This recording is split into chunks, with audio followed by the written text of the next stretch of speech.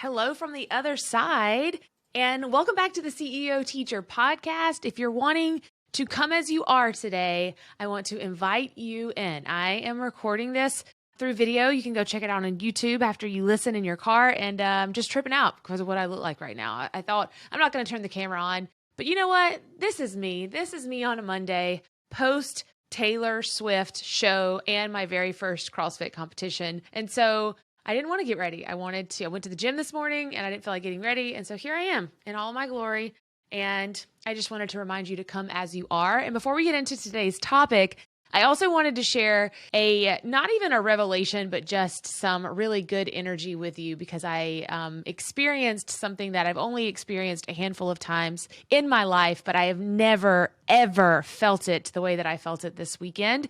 If you're a Taylor Swift fan or if you aren't, that's neither here nor there. I went to a show and her show in Atlanta at Mercedes-Benz on Saturday, April the 29th. If you're a T-Swift fan, you understand that reference. And what I experienced there was nothing short of a miracle from God. And I say that not because of the music, but because of the energy. I believe that all things carry energy. You know, you walk into a room and you can feel it. You feel when the people have good energy or bad energy. You know when someone's happy, maybe when they're sad. And what I experienced in that room was 90,000 people who were all there for a purpose of happiness and fun. And the energy that was passed throughout that room for 3 hours has recharged a battery inside of me that I have been unable to find for a while.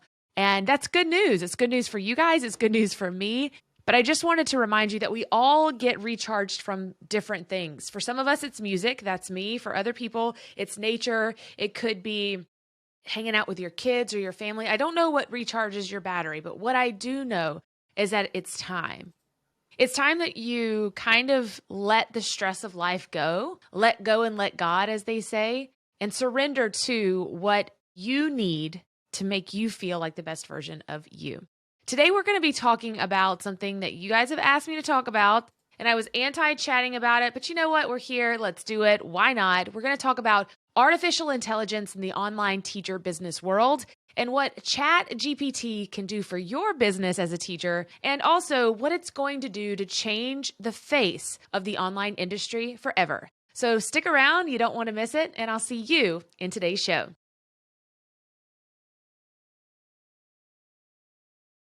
All right, let's get this party started, shall we? Oren Etziani said AI is a tool. The choice about how it gets deployed is ours.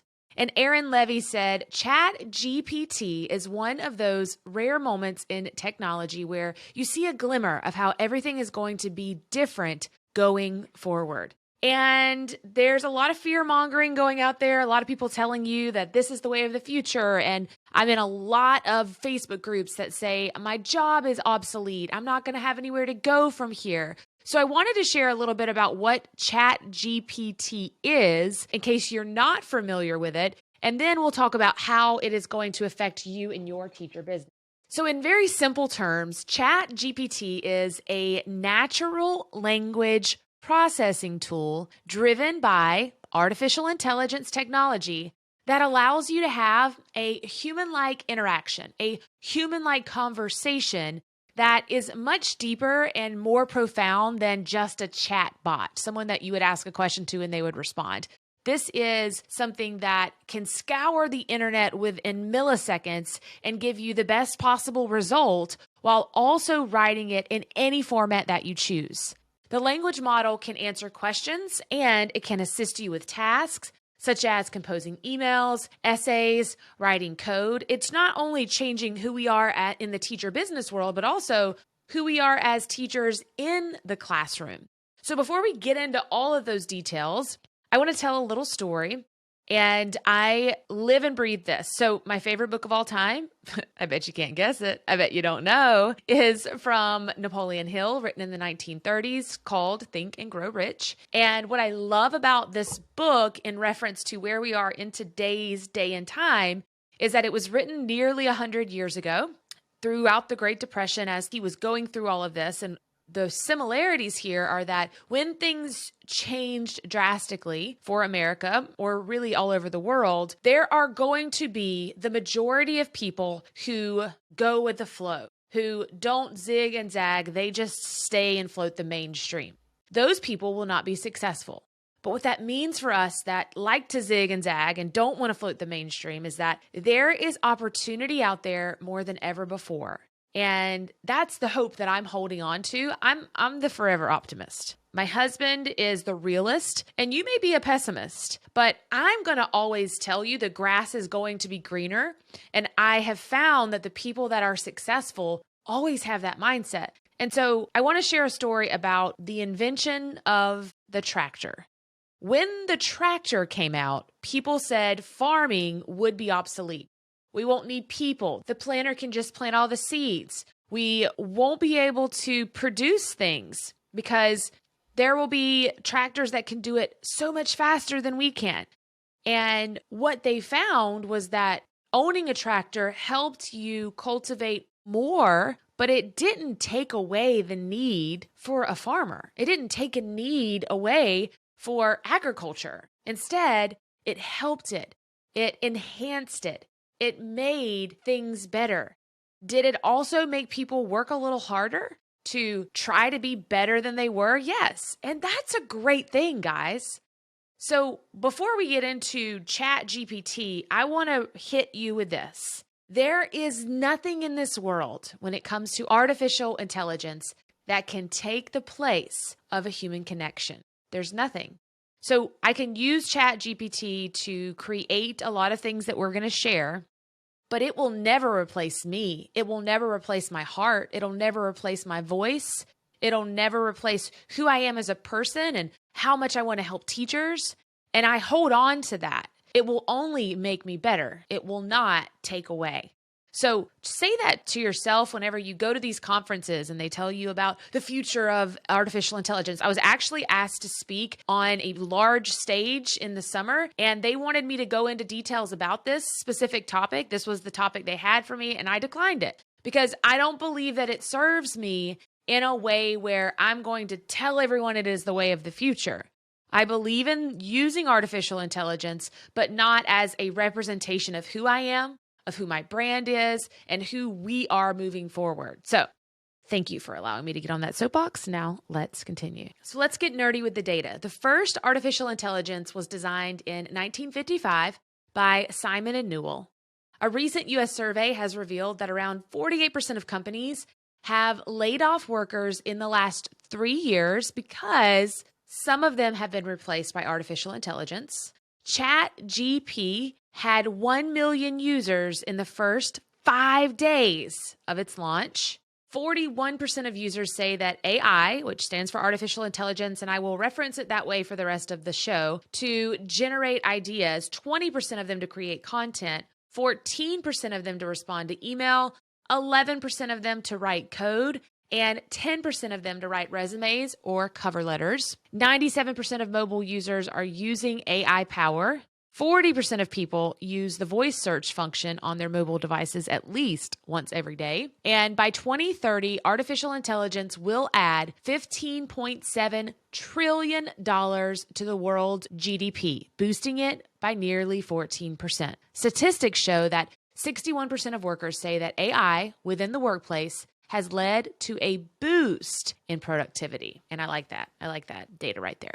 How can AI programs like ChatGPT help automate your business? Well, here are a few things that you can do just as a teacher business owner alone. First, you can automate your email newsletters, which is a huge complaint from our students that are struggling, that really can't figure out when will I have the time to write emails? Well, you can automate them using ChatGPT. You can give content creation ideas. So for everyone that says, I don't know what to create, I don't know what to post on social media, I don't know what products need to come next, I don't know what keywords I need to search, you can now do that by looking at artificial intelligence. Next is that you can easily write customer service replies. I have recently been using this a lot, not for customer service replies necessarily, but to give me insight on how to be a better human. So I'm not going to copy and paste something from ChatGPT because again, it takes away from my human connection.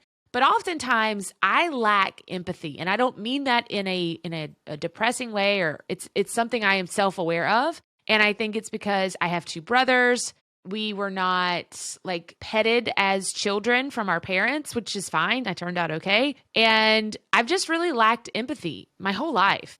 And then as I've gotten older and I've had my own children, I've realized that one of the biggest characteristics in people that I love and care about is watching them have empathy for others. I've learned a lot from important people on our team, and it's beautiful for people to have empathy. And so I don't know naturally how to show empathy sometimes.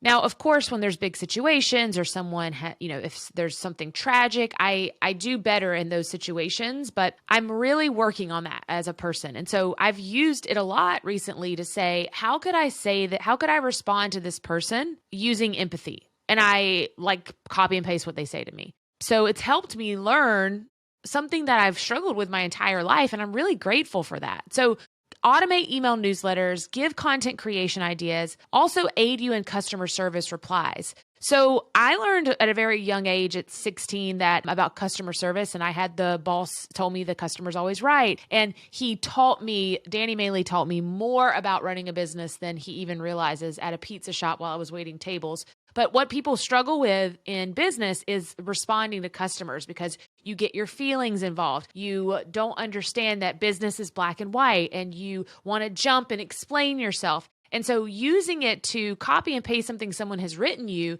and get a non-biased answer back could be really helpful as you want to grow your business. You could also use ChatGPT to write your marketing copy. We have a copywriter on staff, but a lot of people, and she is using this to help guide her, but not actually write it for her. And so you could use this if you're struggling to write a sales page or an essay or an ad for Facebook. You could say, if I was going to write an ad on Facebook about this, what would I say? Next, you could also translate text into different languages, and you could use this so much in your teacher business. And what's so beautiful is that there's never been an opportunity like this. You could use Google Translate, but it was really not accurate, and it was not very flowy with other languages because we've tried that in the past. So this is really excited about that. Now, artificial intelligence does have its limitations though. Remember, it's just a tool, and it's only as good as the algorithm that wrote it at the time, meaning it's going to have to be constantly updated for it to stay accurate. It's considered advanced technology, but it's still in the very early stages. Computers were also once an advanced technology, but they did take some time to develop. And now we can honestly say that we're in our groove when it comes to technology in our computers. Some audiences will not appreciate chatbots as customer service representatives. And we strive to, at this moment, where we are in our capacity to provide personal one-on-one assistance, because your relationships with your customers matter more than anything else. But let's get into the nitty-gritty details and lay out all of the action tips that I have for you today. So what does this mean for you as a teacher business owner? First, you can use AI as an email assistant, as I mentioned before. Now, how do I do that, Casey? You can ask ChatGPT to help you draft subject lines for your emails, to personalize your email copy, meaning I want an email that talks about the weather today in South Georgia, the climate of education as it stands for kindergarten classrooms, and I want to show empathy and kindness. You can also use it to help clean up your email lists. You can ask it, how do I create a sales funnel or a list of email sequences? And we teach a proven plan inside of the CEO Teacher membership about our frameworks that teach you funnels and sequences. And why I think this is different from artificial intelligence is that I have a proven path. I have a path that I have used with teachers in education for the last decade, and I can show you on paper how it works and how well it works. And so if you go to ChatGPT and you ask it the same question as something in my membership, people are like, well, it's going to make my membership obsolete. Absolutely not. It will teach you the basics of funnels. It'll teach you the basics of a sequence. It'll show you what that looks like. But it doesn't have the data that I have inside of my business that says I created these specific funnels and these specific sequences, and I've used them inside of the education world for K through 12 or even in the college education world. And I have the data to prove that this works for our space. At this moment in time, AI can't do that. And so while everyone's freaking out, we're still holding true that what we have cannot be taught unless you have gone through the process. Now, next up is that you can also use it for support with content creation, as I mentioned before, such as researching your ideas, giving you assistance with your writing. So you could have it write blog posts, create your podcast, the entire thing you're going to say on your podcast, create your scripts, level your text for a resource, etc. We do not use it for that reason. Neil Patel is helping it. He is the creator of Ubersuggest, and he's using it for blog posts. And I think he said it's like 97% accuracy on not duplicating it. So how Google works is that if you write a blog post, let's say that I go pull a blog post off of someone's website, I want to cheat, okay? I go and I pull a Scholastic blog post, I post it to my website. That is labeled and red flagged by Google as duplicate content. And because I posted it second, it's going to kick my butt when it comes to search and not put me first in search, not give me credit, tell everyone I'm stealing without telling everyone I'm stealing. So the issue with this at this point, and granted the percentages are not that great, but something I'm not willing to take a chance on is that if I write a blog post using ChatGPT, it is 97% accurate and 97% original, meaning that I'm not going to get flagged on Google for stealing it unless it's like the 3% mark, which is not that much. But if I have the ability and the capacity to write a blog post at 100% originality, I'm probably going to use that instead. Are you following me? Are you feeling me? Next is that it can help you edit and proofread. Yes, it is optimizing things for product descriptions. So our students really struggle with product descriptions, and we teach a proven framework on how to do that with Teachers Pay Teachers and Etsy inside of our programs. But maybe you want a little bit of extra help and you're busy this week, so you could use it for that. And then it also can help you add captions for video content, which I'm currently paying a service for. So this is a really nice way to add that without having to pay for it. If you use artificial intelligence for your marketing strategies, we advise you to use it in conjunction, not as a replacement, to create ad copy on Facebook or on Instagram or TikTok, to create customized audiences for you so that you could see the people who would best benefit from your information. It could help you create web design components by writing the code, and it could help you improve your customer journey. But I don't believe it's going to replace your brain and the original thoughts that you have. Do I believe that AI and programs like ChatGPT should replace the personal touches that you bring to your business? That's a big heck no. You should never rely solely on AI for marketing. Can it help? Sure.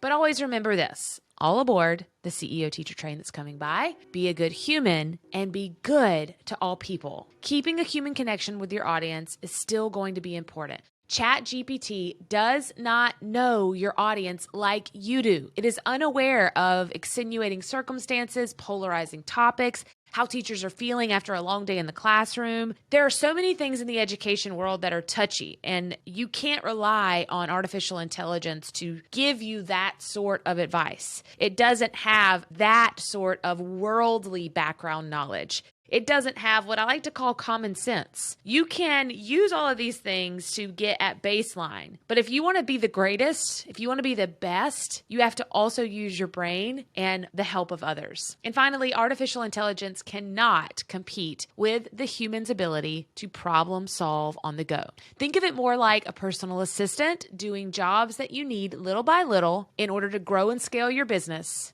but that it's not going to make you a millionaire in itself. It's not going to take over what you do so that you have to do nothing, and that hard work always pays off. Show up consistently, be a ray of sunshine to people that you meet in your business, put the customer first, be a good human, be good to all people, and remember that the best is always yet to come. I hope that you are shining a light on the world today. I hope that you are feeling re-energized. And if not, I encourage you to find something that brings you joy today so that you can be 1% better than you were yesterday. Thank you so much for listening to today's show, and I'll see you next week.